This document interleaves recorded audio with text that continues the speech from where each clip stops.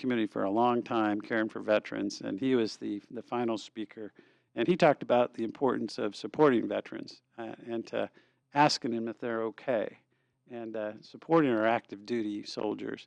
And he said that, what do you think when a soldier is at war? What do you think is the number one thing that really boosts their morale or means the most to them? And he said it was a letter. And he said he was unfortunate because he got moved around a lot when in his tour of duty, and so he didn't get any letters. But when the other guys would get their letters, they were so stoked to get a message from home.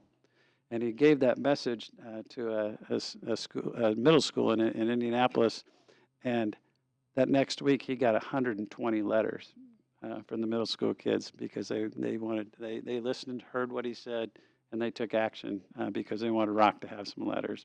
So just a wonderful, wonderful, wonderful thing. And then finally, I shared the story of a soldier as part of the program who served in the Army Artillery. He worked his way up the ranks until he was in charge of his unit. He served in combat, and he eventually retired from the Army after serving in the Pentagon. But when he retired, his service didn't stop there. You see, Pete O'Hara continued his service and leadership by becoming a social studies teacher and a football coach at Carmel High School. And Pete is one of those great examples of how veterans come home and they continue to lead and they continue to serve our country in different ways.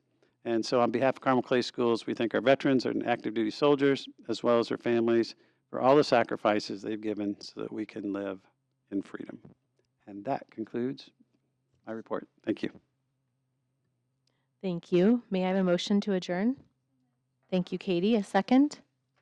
Thank you, Greg. Meeting adjourned.